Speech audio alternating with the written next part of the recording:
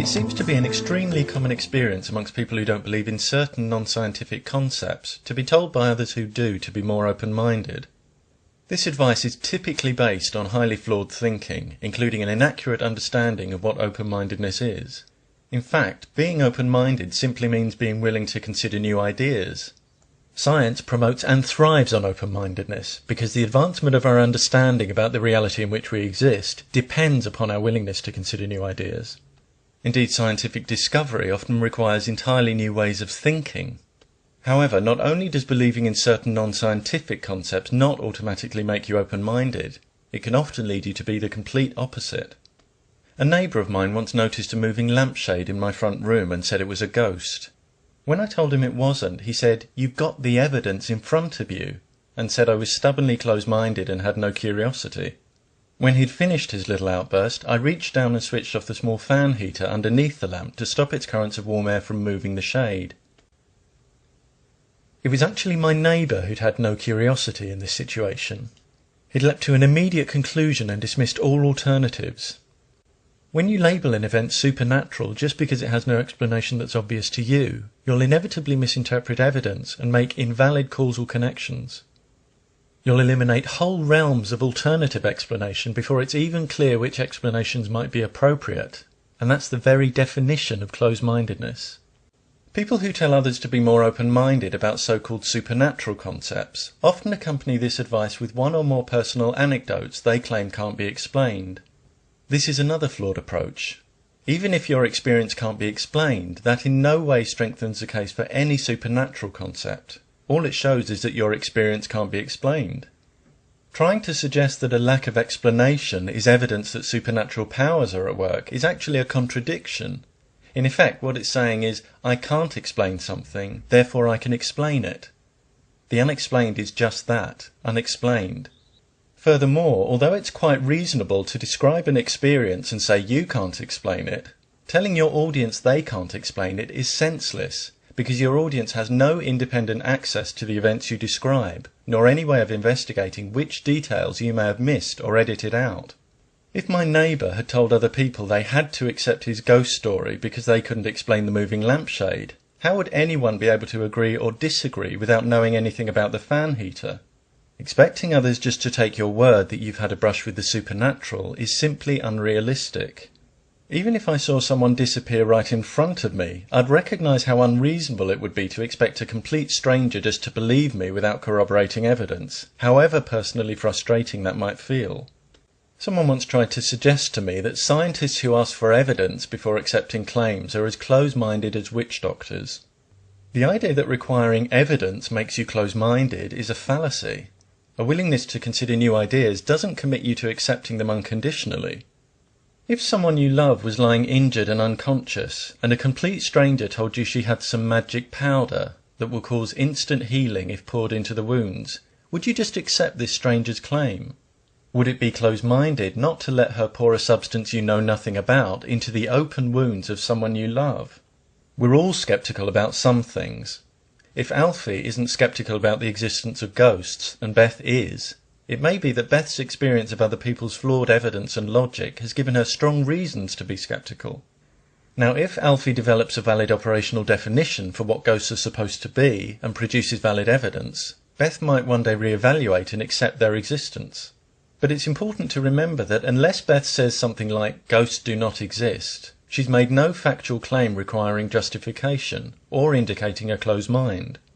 I've watched a number of people work themselves up into a froth about me having a closed mind on some paranormal issue, only to realise when they start listening carefully that I don't actually hold the views they've rashly attributed to me. For example, when I say I don't believe in something, I've not said it can't be true. All I've said is that I've not yet been presented with persuasive evidence for it. Now, if someone describes an entity to me that's logically impossible, then in those specific cases I might well say X cannot be true, and I'll back up my statement. But it's a classic debating trick to exaggerate and therefore misrepresent another person's position. And when you treat someone's statement of non-belief as an assertion that something cannot be true, this is exactly what you're doing.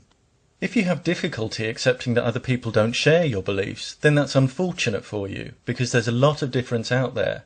But if knowing that someone's beliefs differ from yours causes you to lose a sense of perspective when talking to them, so that as soon as you hear certain trigger words, you start grafting inaccurately assumed attitudes onto them, you're no longer communicating. You're merely rehearsing your own prejudices, and that's truly close-minded.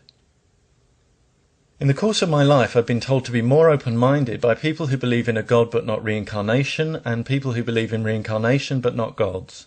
Both groups seem quite happy for others to express skepticism when they do, but not when they don't. For these people, open-mindedness seems to mean agreeing with me. Then there are others whose idea of open-mindedness is accepting the unreliable testimony of any random person with a spooky story. These people are often also fiercely skeptical of science. Certain comments can quickly reveal their poor understanding of what it is. And this results in two supreme ironies.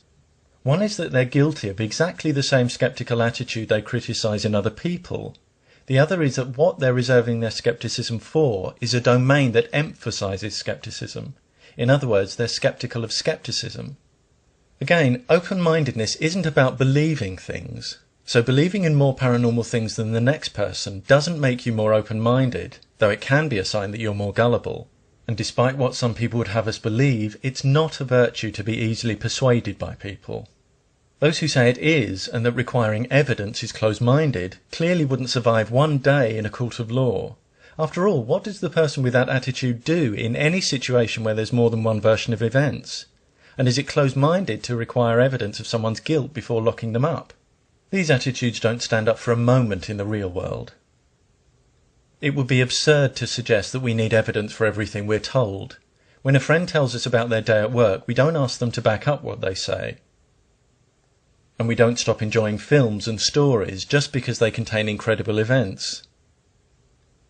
But when someone's trying to persuade us to accept something as fact or take some sort of risk, demanding valid evidence helps us distinguish true claims from false ones. And that's an invaluable ability in a world where believing false claims can seriously damage your wealth and your health.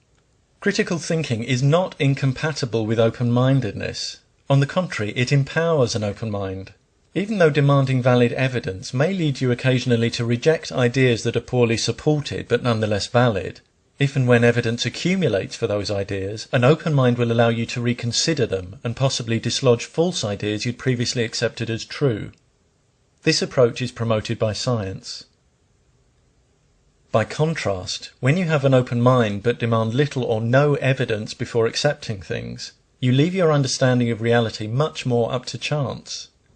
Even worse, if you've accepted false ideas uncritically and close your mind to anything that contradicts them, you won't recognize true ideas even when the evidence is overwhelming, and you'll sabotage your own capacity for learning. If you believe in pseudoscientific and supernatural concepts, that's your privilege. If you want to put forward your personal reasons for believing in them, understanding that whoever's listening may have questions or find flaws in your arguments, that's fine. But if you're in the habit of targeting individuals you've never met and suggesting they're in some way deficient just because they don't believe in these concepts, if you reject conflicting evidence and counter-arguments without consideration, but demand that others accept your arguments and what you regard as evidence uncritically, not only is that close-minded, it's controlling, arrogant, and presumptuous in the extreme. More importantly, when you're trying to make it seem unreasonable for someone to want evidence before changing a significant attitude or take a significant risk, the mere fact that your claim requires a suspension of critical thinking should indicate it's not the other person that needs to demand less evidence, but you that needs to demand more. Before presuming to advise others to be open-minded, think about some of the widely accepted ideas you dismiss without consideration. You might need the advice you're dispensing far more than other people. Remember too that an open mind that demands little or no evidence for ideas before accepting them will let in an awful lot of rubbish.